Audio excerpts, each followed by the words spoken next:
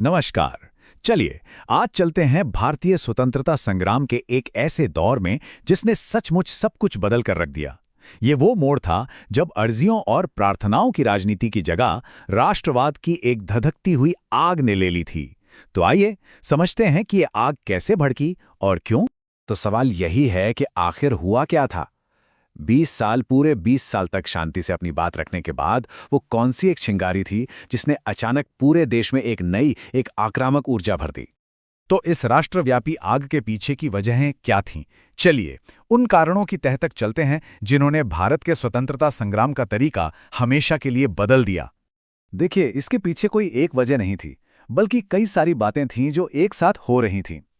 20 साल की नरमपंथी राजनीति से कुछ भी हासिल न होने की वजह से युवाओं में जबरदस्त निराशा थी।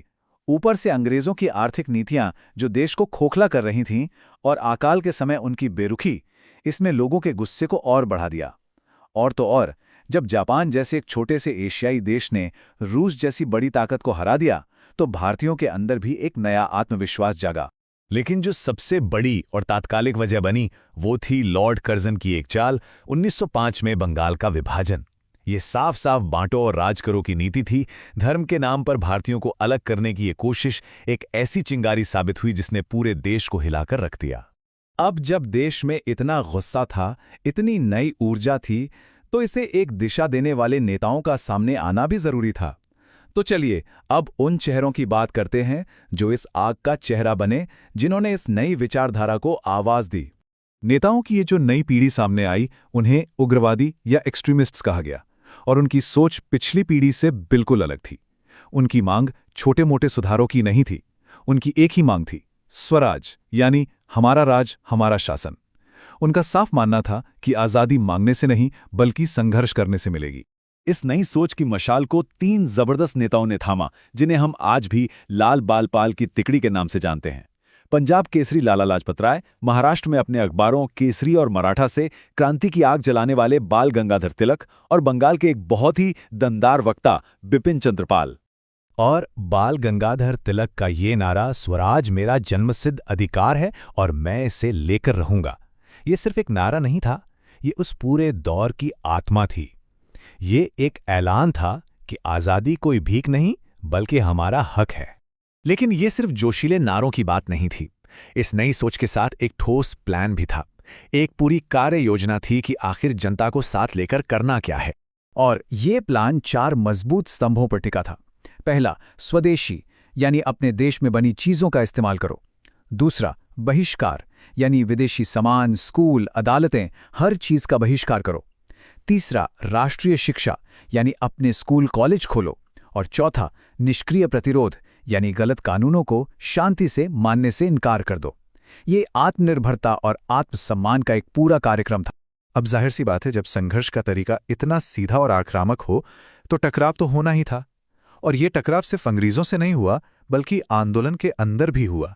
ये वैचारिक मतभेद 1907 में सूरत अधिवेशन में खुलकर सामने आ गया, जब भारतीय राष्ट्रीय कांग्रेस 2 हिस्सों में टूट गई। एक तरफ थे नरमपंथी, जो अब भी अर्जियों और सुधारों में विश्वास रखते थे, और दूसरी तरफ थे उग्रवादी, जो पूर्ण स्वराज के लिए सीधे जन आंदोलन की बात कर रहे थे। ये फूट आंदोलन के लिए एक बड़ा झटका था। वहीं ब्रिटिश सरकार ने इस नई चुनौती को कुचलने के लिए अपनी पूरी ताकत लगा दी। उनकी प्रतिक्रिया बहुत तेज और बहुत कठोर थी। प्रेस पर पाबंदी लगा दी गई, सभाएं करना गैर कानूनी हो गया, और बाल गंगाधर तिलक जैसे सबसे बड़े नेताओं को जेल में डाल दिया गया। तो क्या इसका मतलब है कि ये आंदोलन खत्म हो गया? नहीं, बिल्कुल नहीं। भले ही सरकार ने इसे कुछ वक्त के लिए दबा दिया, लेकिन इसकी आग कभी पूरी तरह बुझी नहीं। चलिए अब इस दौर की विरासत को समझते हैं कि ये अपने पीछे क्या छोड़कर गया। तो आखिर इस दौर से हासिल क्या हुआ? सबसे पहली और सबसे बड़ी बात, इसने राष्ट्रवाद को कुछ पढ़े लिखे लोगों के कमरों से निकालकर आम जनता तक पहुंचा दिया। इसने लोगों के मन से डर निकालकर आत्मविश्वास और हिम्मत भरी। इसने पहली बार स्वराज को आज़ादी की लड़ाई का साफ और आखिरी लक्ष्य बनाया। और शायद सबसे जरूरी बात, इसने वो जमीन तैयार की जिस पर खड़े होकर बाद में गांधी जी ने अपने बड़े बड़े जन आंदोलन किए। संक्षेप में अगर कहें तो ये दौर भले ही कुछ ही सालों का था, लेकिन इसने भारत की आज़ादी की लड़ाई के पूरे चरित्र को, उसकी दिशा को हमेशा हमेशा के लिए बदल दिया।